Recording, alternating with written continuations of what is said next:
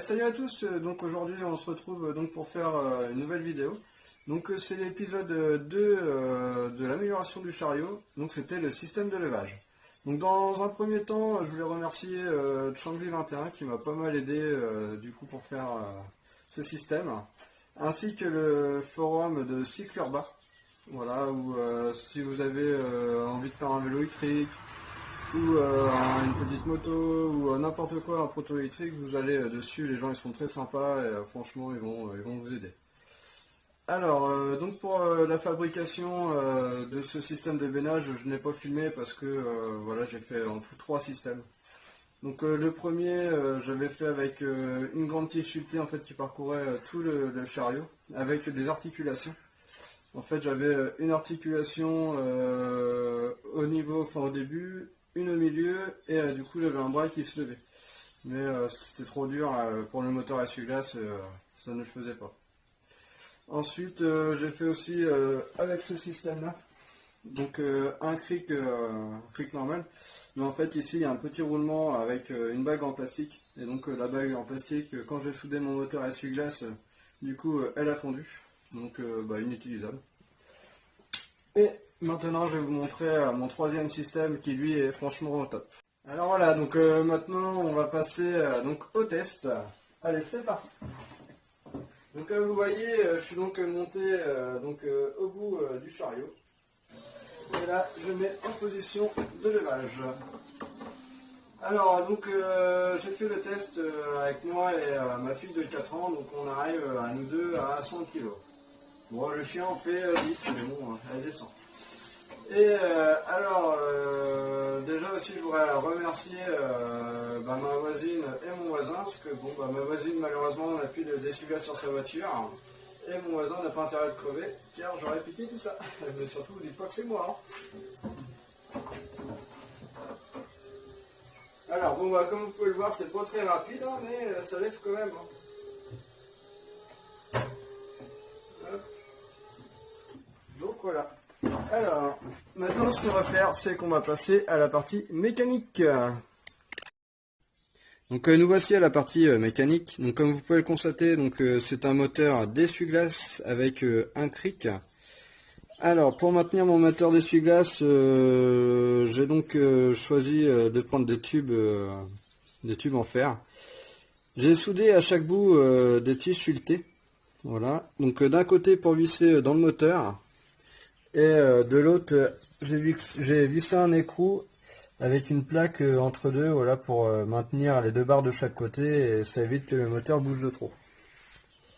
Alors ensuite, j'ai donc soudé le moteur sur ma tige sculptée du cric.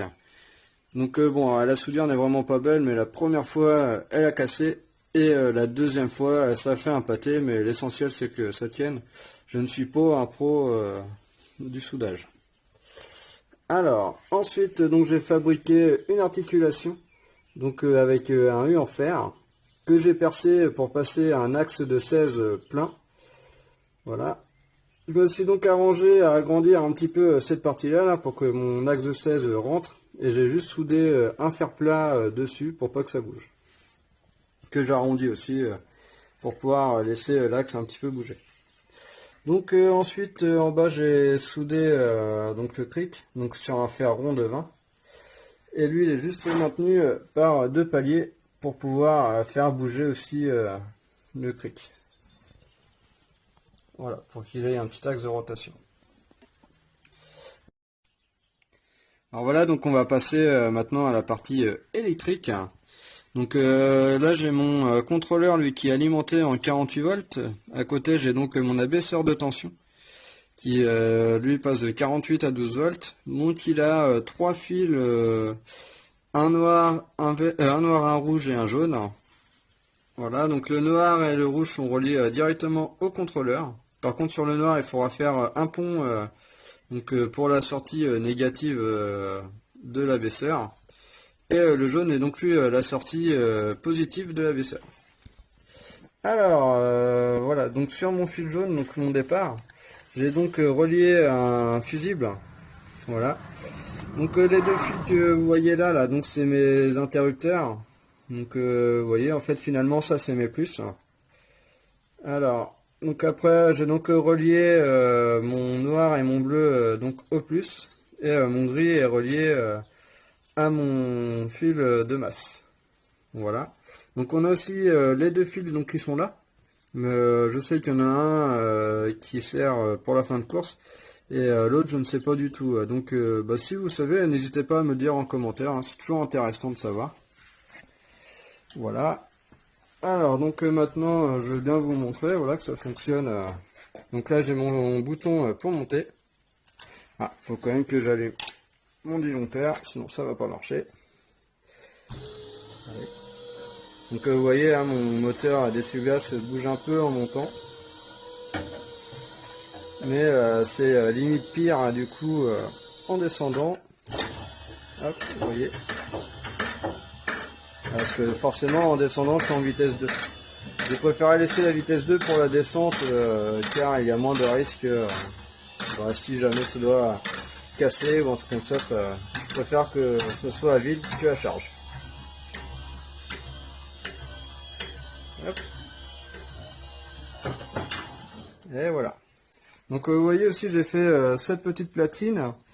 Donc ça c'est un bout de tube de sang en PVC. Je vais juste couper en deux. J'ai récupéré une des deux parties que j'ai chauffé avec un... Ah, je suis en train de chercher le nom. Avec un décapeur thermique, pardon. Et voilà, je l'ai juste aplati. Donc voilà. Alors, donc si cette vidéo-là vous a plu, n'hésitez pas à liker, à partager et à vous abonner. Et ben je vous remercie, à bientôt.